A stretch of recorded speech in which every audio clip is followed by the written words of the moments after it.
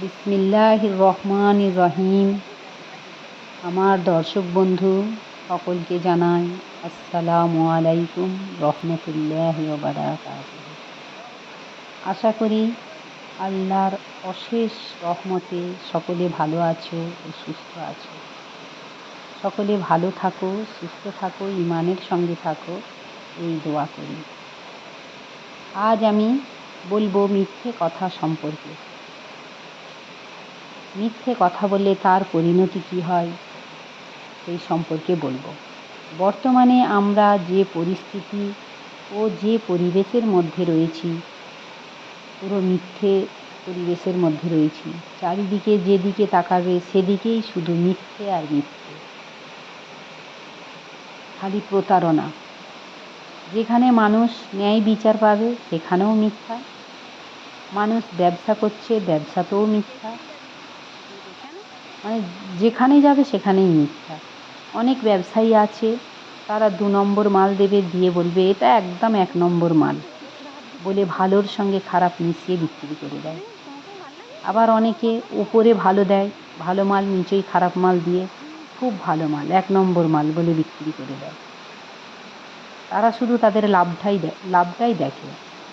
আবার অনেকে ওজনে কম দেয়, অনেকে কম দেয়, বাড়িতে আবার যদি ওজন করা যায় দেখা যায় অনেকটা কম হয়। আবার দুধ ব্যবসায়ীরাও আদিকাল থেকেই দুধে পানি দিয়ে মিশিয়ে দিচ্ছে। এখন আবার বর্তমানে দুধ ব্যবসায়ীরা দুধে আরও প্রচুর পানি মেশাচ্ছে। তারা পানির সঙ্গে সাদা রঙের কেমিক্যাল মিশিয়ে সামান্য নামমাত্র দুধ দেয়, দিয়ে সে কেমিক্যাল মিশিয়ে বিক্রি করে, যা শিশু বৃদ্ধ সবার উপকারের চেয়ে আরও ক্ষতি হয়। আবার যারা বিয়ের ওয়াকিলিতি করে তারাও প্রচুর মিথ্যে কথা বলে। অনেকে, সবাই নয়, অনেকে প্রচুর মিথ্যে কথা বলে। তিলকে তাল করে বলে, বাড়িয়ে বাড়িয়ে বলে এই আছে সেই আছে, এই ছেলে সেই ছেলে বলে।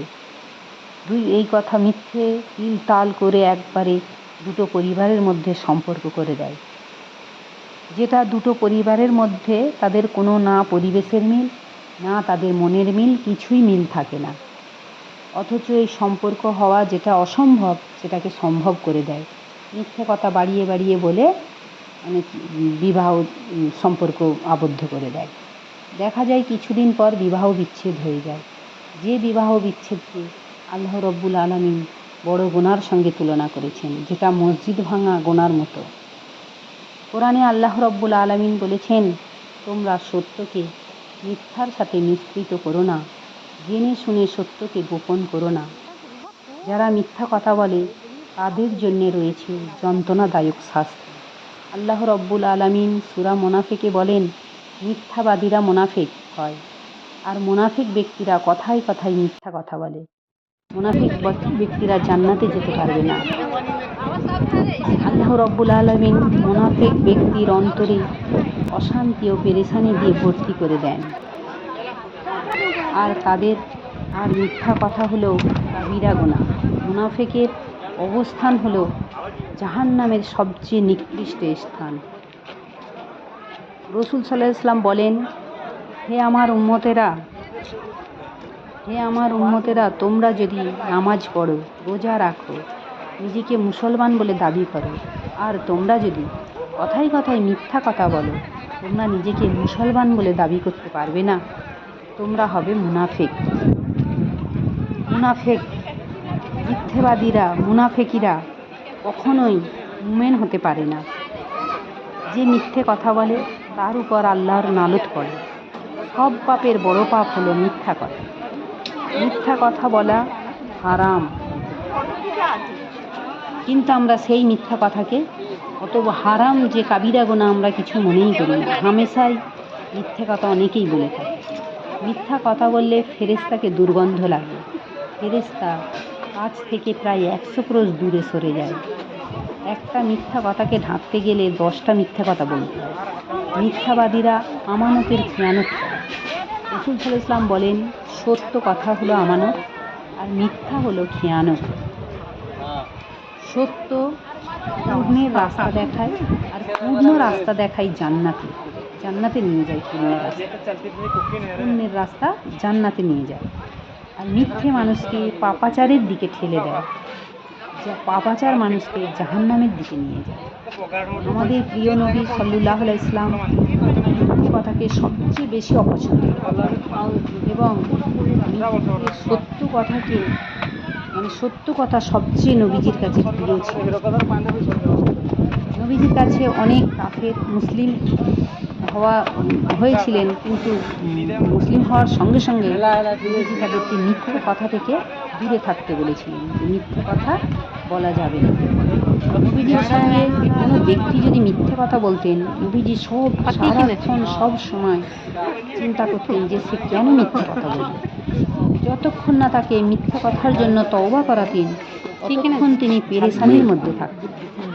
রাসূল সাল্লাল্লাহু আলাইহি ওয়াসাল্লাম বলেন, যারা বানিয়ে বানিয়ে মিথ্যে কথা বলে তাদের কিয়ামত পর্যন্ত একজন কিয়ামত পর্যন্ত একটু লোহার চিরুনি দিয়ে ঠোঁটের পাশ থেকে থুতনি থেকে মাথার পেছন দিক, আবার এই নাকের ছিদ্র থেকে মাথার পেছন দিক, আবার এই চোখের কোণ থেকে মাথার পেছন দিক পর্যন্ত এই লোহার চিরুনিটা দিয়ে কুড়ে কুড়ে আঁচড় দেবে। আর এই ওড়ার জন্য রক্তাক্ত হয়ে রক্ত ঝরে ঝরে পড়বে। নুন দিয়ে দিচ্ছে সব। আল্লাহ রাব্বুল আলামিন সকল মুমিনকে সততা মহৎ গুণে গুণান্বিত হতে বলেছেন। সততা হলো কল্যাণের চাবি। আর রাসূল সাল্লাল্লাহু আলাইহি ইসলাম ছিলেন এই সততা গুণের পরিপূর্ণ অনন্য এক প্রধান উপমা। রাসূল সাল্লাল্লাহু আলাইহি ইসলাম ইসলামকে শুধু যে তার অনুগামীরা সত্যবাদী বলতেন তা নয়, রাসূল সাল্লাল্লাহু আলাইহি ইসলামের যে ঘোর বিরোধী দুশমন কাফের, তারাও রাসূল সাল্লাল্লাহু আলাইহি ইসলামকে সত্যের সততার সত্যায়ন বলে আখ্যা দিয়েছেন, আল আমিন, সত্যবাদী বলে। নবী সাল্লাল্লাহু আলাইহি ইসলামকে আল আমিন ও সত্যবাদী বলে ঘোষণা করেছিলেন। যে সত্য কথা বলে তাকে আল্লাহ সিদ্দিক বলে উপাধি দেন এবং সিদ্দিক ব্যক্তিরা শহীদের মর্যাদা পাবে। যারা পৃথিবীতে সত্য কথা বলেছে তাদের জন্য আল্লাহ রাব্বুল আলামিন জান্নাত রেখেছেন, যে জান্নাতের তলদেশ দিয়ে নহর প্রবাহিত। অনেক লোককে হাসানোর জন্য, তামাশা করার জন্য মিথ্যা কথা বলে, আবার অনেকে কথার মধ্যে সৌন্দর্য হবে তার জন্য মিথ্যা কথা বলে, আবার অনেকে তার ছেলে মেয়ে বা অন্য কাউকে এই তোকে আমি এটা দেবো আয় বলে মিথ্যে কথা বলে প্রতিশ্রুতি দেয়, আমি এটা দেবো আয়, তোকে একটা জিনিস দেবো আর দেবো, এরকম করে বলে, অথচ কিছুই দেয় না। এরকম ইয়ার্কি করে মিথ্যে কথা বলে। এই ইয়ার্কি করেও মিথ্যে কথা বলা গুনাহ। এরাও আল্লাহর দরবারে মিথ্যাবাদী বলে তাদেরকে আখ্যায়িত করা হবে বা তাদের মিথ্যাবাদী বলে লেখা হবে আল্লাহর খাতায়। কোনো পাগলকে বা পশু পাখিকে খাবারের প্রলোভন দেখিয়ে, লোভ দেখিয়ে না দিয়ে ধোঁকা দেয়া, এটাও একটা মিথ্যাবাদী বলে সাব্যস্ত হবে। বর্তমান সমাজে যে যত বেশি বানিয়ে বানিয়ে মিথ্যে কথা বলে, মনে হয় সেই যেন সমাজের বেশি চালাক।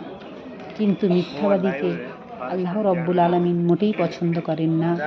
নবী সাল্লাল্লাহু আলাইহি ওয়াসাল্লাম, আমাদের মুহাম্মদ সাল্লাল্লাহু আলাইহি ওয়াসাল্লামও মিথ্যাবাদীকে একদম পছন্দ করতেন না।